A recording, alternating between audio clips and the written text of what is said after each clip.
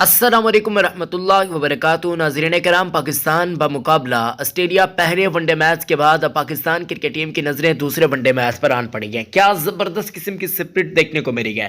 पाकिस्तान के कप्तान मोहम्मद रिजवान ने जो काम कर दिखाया है उससे साफ तौर पर यह चीज़ नज़र आ रही है कि पाकिस्तान टीम के अंदर अब तब्दीली वाकई आ चुकी है। अभी तो कुछ ऐसी चीज़ें हैं जो कि मोहम्मद रिजवान के हाथों के अंदर ही नहीं है। जैसे कि मोहम्मद रिजवान के पास ये अभी तक ये चीज़ नहीं है कि भाई मोहम्मद रिजवान अपनी टीम को सेलेक्ट कर सकते हैं, प्लेइंग 11 को सेलेक्ट कर सकते हैं। असद शफीक साहब वहाँ तशरीफ ले जा चुके हैं।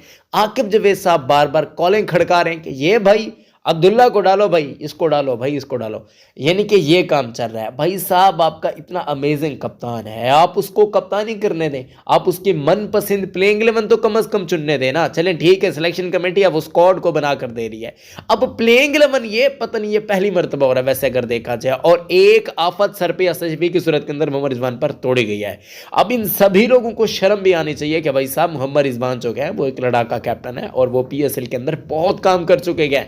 अगर उनको मुकम्मल तरीके से प्रॉपर वे के अंदर मुकम्मल हैंड दे दिया कि भाई साहब आप ही करें, फ्री हैंड है आपके पास, अब जो करें आप जिम्मेवार होंगे, हम बाकी किसी प्लेयर से नहीं पूछेंगे। फिर देखें कमाल होता क्या है, फिर देखें तमाशा क्या होता है, फिर देखें टीम्स पाकिस्तान के आगे किस तरीके से खेलती हैं, वो सारी चीज़ें आपके सामने आ जाएंगी। लेकिन एक लाइक मोहम्मद रिजवान की कप्तानी के लिए होना चाहिए। फेसबुक पेज पर देख रहे हैं, यूट्यूब चैनल पर देख रहे हैं, काइंडली एक लाइक कर दीजिएगा और कमेंट्स में बता दीजिएगा अभी तक वर्ल्ड क्रिकेट के अंदर आपका बेस्ट कैप्टन कौन है जो आपको बहुत बेहतरीन लगता है। भाई सब आप लोग बता सकते हैं।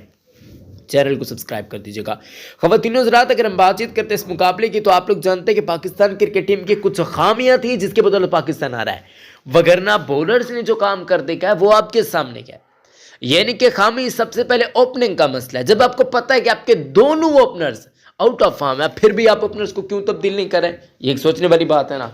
आप ओपनर्स को क्यों तब्दील नहीं कर पा रहे, ये एक बहुत बड़ी सोचने वाली बात है और ये टीम मैनेजमेंट को भी चाहिए। इवन मेरे हिसाब से मोहम्मद रिजवान को भी इस पर काफ़ी शुकों को शुबात होंगे कि भाई साहब पाकिस्तान के ओपनर्स को तो कम से कम तब्दील हो जाना चाहिए। अब ओपनिंग के लिए बेस्ट सूटेबल कौन है आप भी जानते हैं, मैं भी जानता हूँ, वो फ़ख्र पाकिस्तान फ़ख्र जमान है। इसके अलावा तो मुझे पाकिस्तान के पास अभी कोई अच्छा और खरा ओपनर नज़र नहीं आ रहा। कुछ लोग कहते हैं कि यार पाकिस्तान टीम के अंदर शर्जील को मौका दे देना चाहिए। देखें आकिब जावेद जब तक हैं तो बहुत मुश्किल है, क्योंकि वो उनके पास भी अख्तियारियत बहुत ज़्यादा हैं, तो वो जब तक हैं तो मेरे हिसाब से ऐसा नहीं होने जा रहा। तो ये कुछ हमें सिनेरियो देखने को मिलने जा रहा है। दोस्तों मैं आपको बता रहा हूँ कि पाकिस्तान क्रिकेट टीम के लिए एक अच्छी बात ये हुई है कि पाकिस्तान को एक अच्छा कप्तान मिल चुका है। अब अगले मैच के अंदर क्या होने जा रहा है, अगले मैच के अंदर जो होने जा रहा है वो बहुत कुछ होने जा रहा है। अगले मैच के अंदर मेरे हिसाब से अब्दुल शफीक की जगह नहीं बनती। एक और काम अगर किया जाता है जो कि पाकिस्तान के लिए बहुत बेहतरीन हो जाएगा, इवन स्टेप मोहम्मद रिजवान को लेना है, किसी और को नहीं, वो है कि भाई साहब पाकिस्तान क्रिकेट टीम के जो मौजूदा कप्तान है ना मोहम्मद रिजवान, वो खुद ही ओपनिंग पर आ जाए, वो खुद ही ओपनिंग पर आ जाए, तभी काम बेहतरीन हो जाएगा। T20 फॉर्मेट के अंदर जिस तरीके से उन्होंने पाकिस्तान टीम का शरासा तब्दील किया है, सेम उसी तरीके से आकर वो ओडीएस के अंदर भी ओपनिंग कर सकते हैं और पाकिस्तान को काफ़ी अच्छा टच दे सकते हैं। मेरे हिसाब से तो ऐसा अगर कर दिया जाता है तो पाकिस्तान क्रिकेट टीम के लिए बहुत अच्छा हो जाएगा। अगर पाकिस्तान क्रिकेट टीम की बातचीत करते हैं तो पाकिस्तान क्रिकेट टीम एक बेहतरीन टीम है, बहुत अमेजिंग टीम है, यानी कि जितनी भी तारीफ़ें की जाए उतनी कम है। लेकिन ये बात है कि भाई साहब आपके पास ओपनर्स बहुत अच्छे होने चाहिए। फ़ख्र जमान और रिजवान ओपनिंग करें, मुझे बता दें भाई मज़ा आएगा कि नहीं आएगा। मैं आपको टीम चले बनाकर बता देता हूँ। अब चाहे इसको खिलाया जाता नहीं मुझे नहीं पता, लेकिन मैं ज़रूर कमी महसूस करूँगा कि आमिर की, हुसनैन भी हैं ठीक है, हारिस भी हैं ठीक है, काफ़ी यानी कि फायरी किस्म का स्पेल पैक है, लेकिन आमिर की जगह बनती है चाहे आप माने या फिर ना माने। चलिए दोस्तों थोड़ा सा आगे बढ़ते हैं, स्टेप आउट करते हैं। अब पाकिस्तान के जो चेयरमैन साहब है मोहसिन नकवी साहब, उन्होंने भी बयान दाग दिया कि भाई साहब बहुत बहुत मुबारक भाई, हमें पता है आप अपना नाम आप अपने नंबर सेट करना चाहते हैं, हमें यह पता है।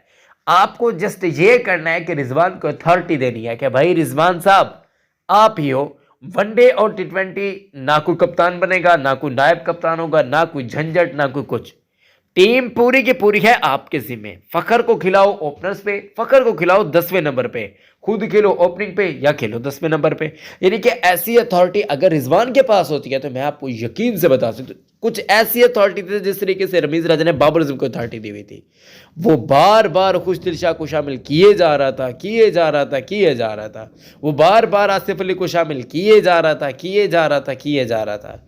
वो बार बार ऐसे प्लेयर्स को, नवाज को शामिल किए जा रहा था, किए जा रहा था, किए जा रहा था कि हमारा मैच विनर है, तू नवाज नहीं घबरा, मेरा पुत्र मैं हूं ना तेरे साथ। तो वो वाली फीलिंग्स अगर रिजवान के पास आ जाती हैं तो रिजवान टीम को बना कर देगा।